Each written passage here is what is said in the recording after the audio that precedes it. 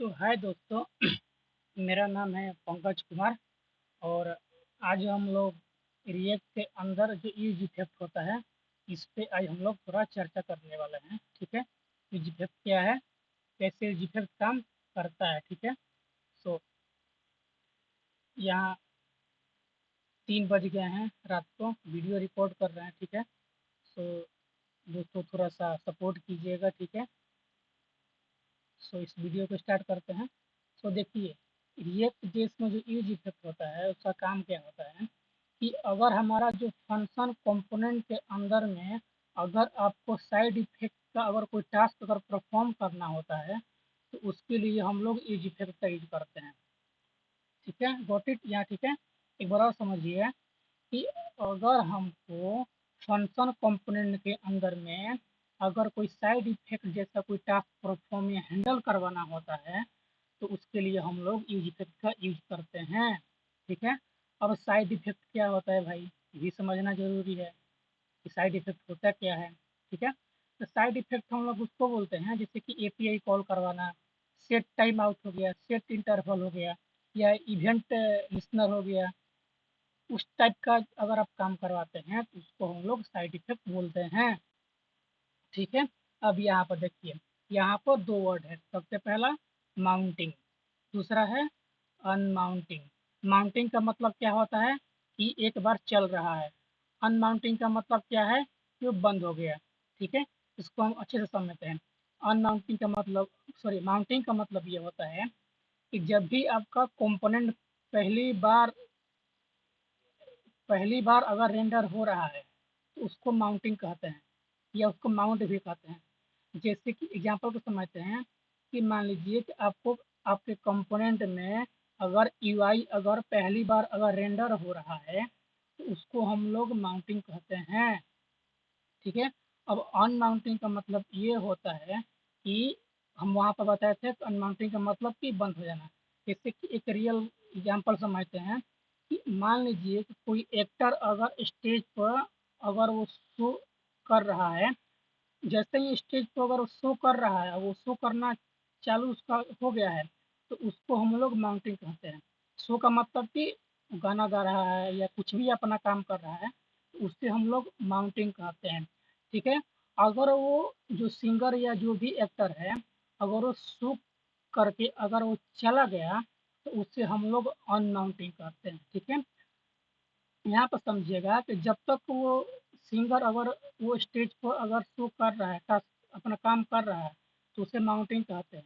अगर वो चला गया तो अनमाउंटिंग कहते हैं। ठीक है, अब अनमाउंटिंग हम लोग कहाँ पर यूज करते हैं, क्लीनिंग के लिए। ठीक है, अब क्लीनिंग क्या हो गया, यहाँ पर देखिए, जब तक वो सिंगर काम कर रहा है तब ठीक है। ठीक है, लाइट वगैरह ऑन है, माइक ऑन है, जो भी उसका लिरिक्स वगैरह होता है, जो भी मतलब स्टेज पर काम होता है, साउंड वगैरह, वो सब ऑन है। ठीक है, जैसे ही वो सिंगर चला जाता है तो वहाँ पर क्या होता है कि माइक ऑफ हो जाता है, जो जो साउंड वगैरह है वो ऑफ हो जाता है।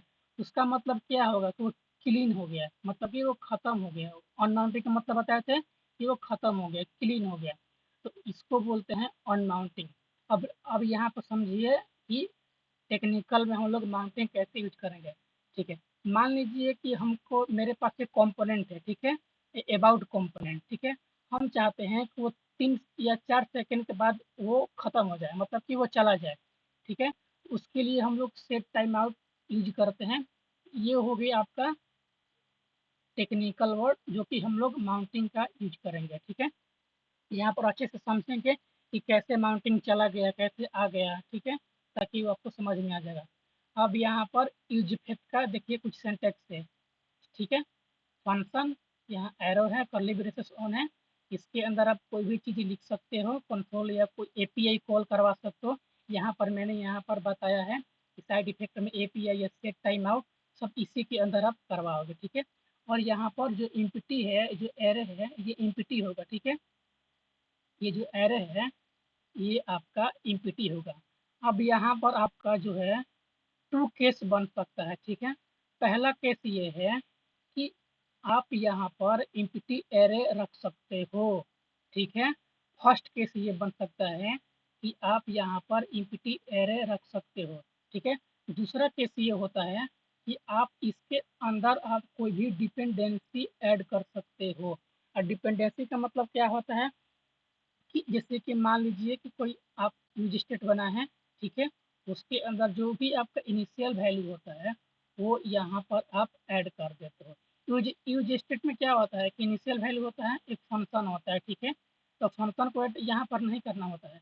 जो भी इनिशियल वैल्यू होता है, इससे काउंट हो गया या प्रोडक्ट हो गया या ऑर्डर हो गया, उस चीज़ को आप यहाँ पर ऐड कर सकते हो। अब ऐड करने का क्या मतलब है और इम्प्टी करने का क्या मतलब है, ये समझते हैं इन दोनों में डिफरेंट क्या होता है।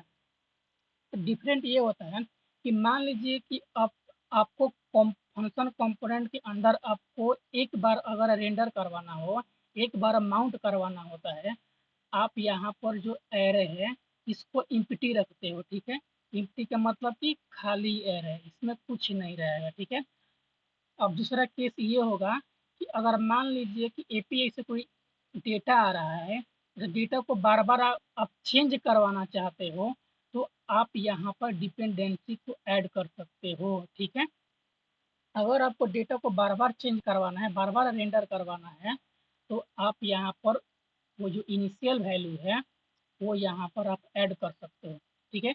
ज़्यादातर केस में क्या होता है कि यहाँ पर ये इम्प्टी रहता है, ठीक है। डिपेंडेंसी यहाँ पर बहुत कम केस में यहाँ पर आप ऐड करोगे, ठीक है, वो भी ज़रूरत पड़ने पर, ठीक है। इसमें दिक्कत ये है कि जैसे ही यहाँ पर डिपेंडेंसी को ऐड करोगे, जितनी भी एपीआई में जो भी इंफॉर्मेशन है वो बार बार चेंज होता रहेगा। बार बार चेंज का मतलब क्या होगा कि वो आपका लूप में चला जाएगा, ठीक है। इससे क्या होगा कि जो भी आप प्रोजेक्ट बना रहे हो उसमें उसका जो परफॉर्मेंस होगा वो खराब होने लगेगा। खराब खराब इसलिए होगा क्योंकि भाई वो लूप में चला जा रहा है, तो इतना आगे वो बढ़ जाएगा, लूप में चला जाएगा तो सिस्टम भी स्लो हो जाएगा। आपने जो प्रोजेक्ट बनाया है उस प्रोजेक्ट का जो परफॉर्मेंस है वो भी खराब हो जाएगा, ठीक है, धीरे धीरे वो खराब होने लगेगा, ठीक है। और क्या होगा कि आप जैसे ही इस प्रोजेक्ट को टेस्टिंग करोगे, टेस्टिंग में प्रोजेक्ट देगा, तो वहाँ पर भी दिक्कत होगा। वहाँ पर टेस्टर लोग बोलेंगे कि भाई इसमें जो इन्फॉर्मेशन आ रहा है बार बार रेंडर हो रहा है, इससे हमारा जो परफॉर्मेंस है प्रोजेक्ट का वो खराब हो रहा है। तो उसको आपको बचाना है तो आपको यहाँ पर जो एरे है इसको यहाँ पर इम्प्टी रखना है, इम्प्टी एरे रखना है, ठीक है। इस इसका एग्जाम्पल इसका एग्जाम्पल और इसका एग्जाम्पल जो कि इम्प्टी एरे जो कि ये सेम है, इसी के थ्रू ये होगा, ठीक है। इसको हम लोग देखते हैं, ठीक है। इस कोड को हम लोग स्टार्ट करते हैं। सो ओपन VS कोड, ठीक है, इसको क्लोज करते हैं। अब यहाँ पर सिंटेक्स देखिए, यूज इफेक्ट का सिंटेक्स कुछ ऐसे होता है, मैंने बता रखा है, ठीक है। इसको हम लोग टाइप करते हैं, ठीक है। तो यूज इफेक्ट ये कुछ ऐसे जो कि वहाँ पर सिंटेक्स में हम बता रखे थे। यहाँ पर जो एरे होगा ये इम्प्टी होगा, ठीक है, यहाँ सेमीकोलन होगा। अब इसके अंदर में हम लो करवाते हैं कंपोनेंट, यहाँ पर माउंटिंग लिखते हैं ताकि वो एक बार माउंटिंग कर, जब जब इस कंपोनेंट में जाएंगे तो कम से कम एक बार माउंट होगा।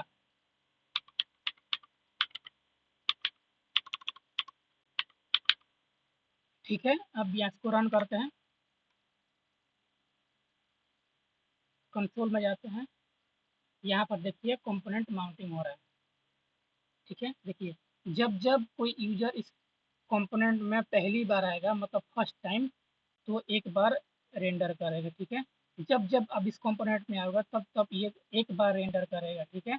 वहाँ पर यहाँ पर हम आपको बताए थे कि फंक्शन कंपोनेंट के अंदर अगर कोई साइड इफेक्ट अगर करवाना हो तो वो यूज इफेक्ट का यूज करते हैं। तो उसके लिए जो माउंटिंग होता है ये एक बार ही चलता है, ठीक है। उसके लिए यहाँ पर इम्प्टी एरे का यूज करना होता है, इसके अंदर आपको कोई डिपेंडेंसी यूज नहीं करोगे।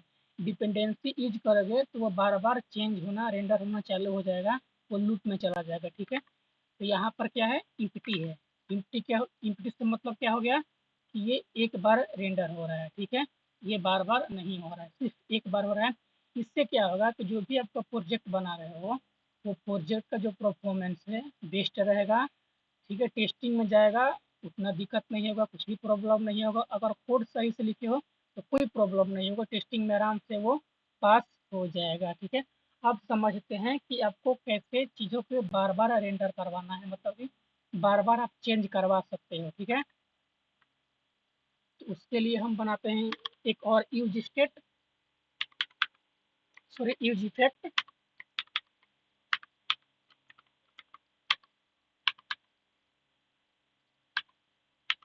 ठीक है। यहाँ पर एक फंक्शन बनाते हैं हैंडल काउंट, बेसिकली यहाँ काउंटिंग करने वाले हैं। अब देखना वो काउंट कितना लंबा तक चला जाएगा, ठीक है, क्योंकि वो बार बार रेंडर होते रहेगा, वो चेंज होते रहेगा। तो यहाँ पर हम लोग करेंगे, पहले बनाते हैं काउंट, सॉरी वेरिएबल का नाम है,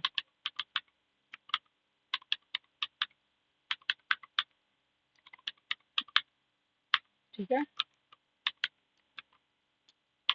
यूज स्टेट यहाँ 0 होगा, ठीक है। अब इसको हम लोग कॉल करते हैं, जैसे जावास्क्रिप्ट में कॉल करते हैं, रिएक्ट में सेम वही होता है, रिएक्ट पूरा जावास्क्रिप्ट है। अब इसके अंदर जो भी सेट काउंट है, इसमें काउंट +1 मतलब कि एक बढ़ते रहेगा, वो चलता ही रहेगा, ठीक है। देखो यहाँ पर बोल रहा है डिपेंडेंसी ऐड करने के लिए, ठीक है। जैसे ही डिपेंडेंसी आप ऐड कीजिएगा, ये अपना काम करना चालू हो जाएगा, जो कि हम लोग यहाँ H1 टैग में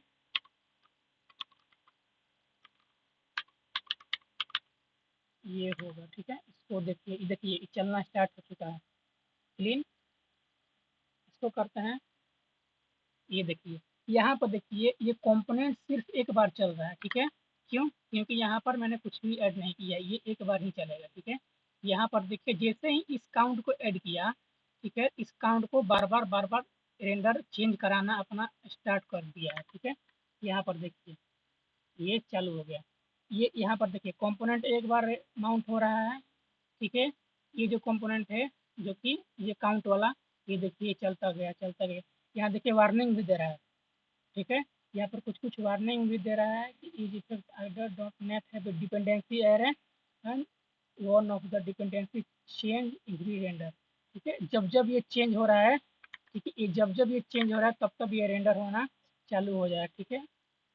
ये दिक्कत होगा आपके प्रोजेक्ट को, जो भी परफॉर्मेंस है वो खराब होने लगेगा। इसको बंद करते हैं, वरना ये बहुत प्रॉब्लम देगा, सिस्टम स्लो हो जाएगा। इसको बंद करते हैं दोस्तों। आई होप यहाँ तक आपको समझ में आ चुका होगा, ठीक है। इसमें कोई रॉकेट साइंस नहीं था, ठीक है। अब यहाँ पर क्या करते हैं कि इसका एग्जाम्पल देख लिए, इसमें एम्प्टी एरे भी देख लिए, डिपेंडेंसी भी देख लिए। इसका देखते हैं अनमाउंटिंग, जो कि क्लीन अप करने के लिए काम होता है, जो कि यहाँ पर एक एग्जांपल दिए थे सेट टाइम आउट, और एक रियल वर्ल्ड एग्जांपल दिए थे, और एक टेक्निकल भी दिए थे, ठीक है। चेक करते हैं, तो एक और यूज इफेक्ट बनाते हैं।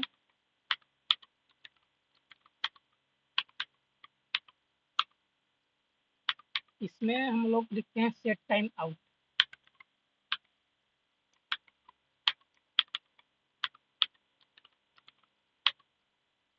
ये यहाँ तक हम चाहते हैं कि 30 सेकंड के बाद उसका काम हो जाए, ठीक है, वो क्लीन हो जाए, वो हट जाए।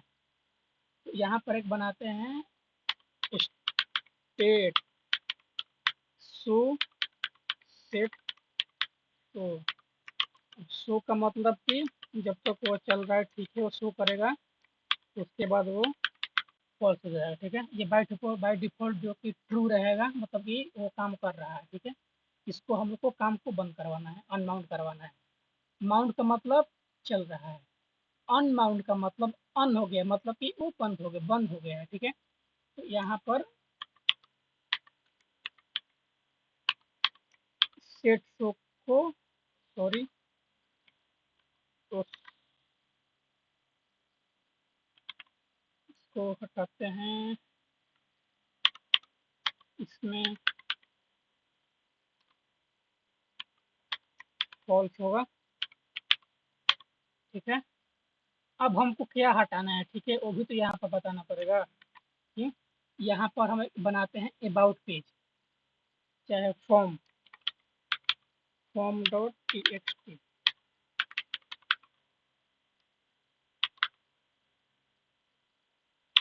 आजा भाई,